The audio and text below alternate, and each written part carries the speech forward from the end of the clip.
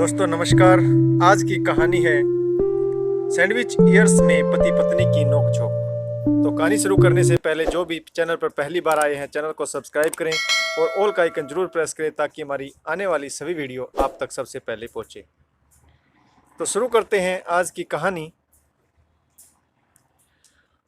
ओम जय जगदीश हरे, भक्तजनों के संकट क्षण में दूर करे। शीला पूजा घर में पूजा आरती कर रही थी और उसके पति राजेश आंगन में बैठे तीसरी सिगरेट फूंक रहे थे। यह उन दोनों के लिए कोई आम नई बात नहीं थी। जब भी किसी बात को लेकर नोकझोंक हो जाती थी तब दोनों पति पत्नी का यही हाल होता था। 45 वर्षीय शीला और 50 वर्षीय राजेश के बीच तनाव और बेचैनी आज से नहीं बल्कि इस तनाव और परेशानी की जड़ बहुत पुरानी है। आज राजेश फिर अपनी विधवा भाभी से सलाह करने उनके घर गए थे, जिससे शीला को हमेशा से ही चिढ़ थी। क्या तुमने कभी मेरे साथ भी इतना समय बिताया है? राजेश के घर में प्रवेश करते ही शीला ने तिलमिलाते हुए दृढ़ स्वर में कहा, तुम्हें अपने कामों से फुर्सत ही कहाँ है मेरी बात सुनने की। राजेश ने उत्तर दिया, तो क्या एक वही औरत है बात करने के लिए? जाने क्या जादू कर रखा है, उम्र का भी ख्याल नहीं। शीला के मुंह से निकला, अब चुप भी हो जाओ। बात का बतंगड़ बनाना तो कोई तुमसे सीखे। राजेश ने उत्तर दिया, अच्छा मैं बात का बतंगड़ बना रही हूँ, खुद की कोई गलती नहीं। स्वार्थी दगाबाज कहीं के, शीला बोली। एक दूसरे पर आरोपों का यह दौर लगभग 1 घंटा चला और परिणाम अंत में वही हुआ जो पिछले कई वर्षों से होता आ रहा था। शीला घर के कार्यों में लग गई और राजेश सिगरेट फूंकने में। पति पत्नी के झगड़ों का बच्चों पर भी मानसिक रूप से बहुत बुरा असर पड़ रहा था। साथ ही उनकी स्वयं की सुख शांति भी कहीं खो गई थी। रोज रोज के झगड़ों से पारिवारिक माहौल बिल्कुल खराब हो गया था। राजेश के माता पिता भी उनके साथ ही रहते थे। वह पति पत्नी के झगड़ों में हस्तक्षेप नहीं करना चाहते थे, परंतु रोज रोज के झगड़ों से वह भी तंग आ गए थे।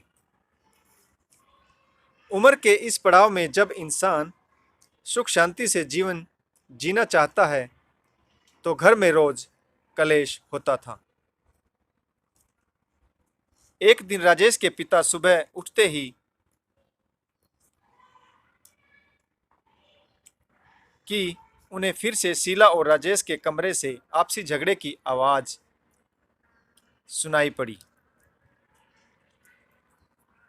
आज उनसे रहा नहीं गया और वे धीरे धीरे टहलते हुए राजेश और शीला के कमरे तक पहुंच गए।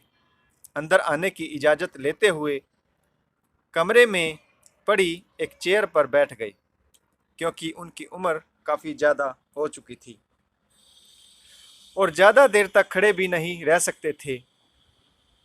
फिर उन्होंने अपने बहू बेटों को समझाना शुरू किया, बेटा मेरी समझ जहाँ तक जाती है उसमें यही समझ आता है कि जिंदगी का यह पड़ाव सभी में एक बार जरूर आता है।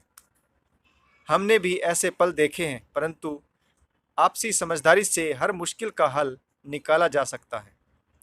इस तरह से छोटी छोटी बातों पर तुम इतना ज़्यादा झगड़ा बढ़ा लेते हो, इसका तुम्हारे बच्चों पर क्या असर होता है, क्या तुमने कभी इस बारे में भी सोचा है? आसपास का माहौल भी खराब होता है। रोज रोज के झगड़ों को पड़ोसी कान लगाकर सुनते हैं। हमें भी इस उम्र में सुख शांति की 2 रोटी चाहिए, परंतु वह भी तुम नसीब नहीं होने देते। आखिर तुम दोनों चाहते क्या हो? क्या तुम अकेले इस दुनिया के दंपति हो जो इस तरह की परेशानियों से गुजर रहे हो? वास्तव में परेशानी तुम्हारी आपसी समझ की है। फिर उन्होंने अपने बेटे बहू को बताया, देखो बेटा, 40 से 60 की उम्र में दंपति एक ओर जहां अपने बच्चों की जिम्मेदारियों का निर्वाह कर रहा होता है, तो दूसरी ओर उसे अपने बड़े बुजुर्गों की देखभाल भी करनी होती है। इस उम्र का एक कड़वा सच यह भी है कि इस उम्र में दंपति अपनी असफलताओं, निराशा व कटु अनुभवों का दोषी एक दूसरे को ठहराने लगता है। पत्नी सोचती है कि मैंने अपना यौवन, सेवाएं, अपने अरमान, सब कुछ इस व्यक्ति को सौंपा, लेकिन बदले में मुझे क्या मिला? मैंने बहुत कुछ सह लिया, अब मैं और नहीं सहूंगी। और पति सोचता है कि क्या सारी जिम्मेदारियां मेरी ही हैं? मैं किसके लिए कमाता हूँ? सारा दिन घर से बाहर कोल्हू के बैल की तरह काम करो और फिर घर आने के बाद प्यार के दो बोल भी नहीं। मैंने क्या ठेका उठा रखा है? वास्तव में यही दोषारोपण झगड़े का मुख्य कारण बनते हैं। पति पत्नी यह भूल जाते हैं कि इन झगड़ों का उनके बच्चों पर मानसिक रूप से बहुत बुरा प्रभाव पड़ता है। इस उम्र में व्यक्ति की शारीरिक तथा मानसिक इंद्रियां भी धीरे धीरे कमजोर होने लगती हैं। बहुत से अंग सुस्त होने लगते हैं। इन छोटी छोटी मानसिक समस्याओं से ही बड़ी बड़ी शारीरिक बीमारियां शरीर में घर करने लगती हैं। कई बार तो व्यक्ति का सोना जागना, खाना पीना सब कुछ दवाइयों और चिकित्सा के आधार पर होता है। उम्र के इस दौर में बात बात पर झुंझलाना, खींचना, चिड़चिड़ापन होना आम बात है तथा दूसरे को गलत ठहराकर अपने आप को सही साबित करना, अपना अधिकार जताना आदि बहुत सारी बातें हैं जो झगड़ों का मुख्य कारण बनती हैं। इस उम्र में आपसी सामंजस्य की बहुत अधिक आवश्यकता होती है, लेकिन पति पत्नी बौखलाकर सीधे सीधे एक दूसरे पर कटाक्ष, आरोप प्रत्यारोप तथा उलझनों को अपना हथियार बना लेते हैं। परंतु वास्तव में उन्हें यह नहीं भूलना चाहिए कि पति पत्नी एक ही गाड़ी के दो पहिए हैं। दोनों के बगैर यह गाड़ी नहीं चल सकती। आगे पिताजी समझाते हुए कहते हैं कि हमारी 40 से 60 की उम्र, यह उम्र सैंडविच ईयर्स कहलाती है, जिसमें खट्टा मीठा अनुभव होता है। दो परतों के बीच जीवन की उपलब्धियां जिनके फिसलने का डर रहता है, यहाँ पर बहुत समझदारी से इन्हें थाम कर रखना पड़ता है।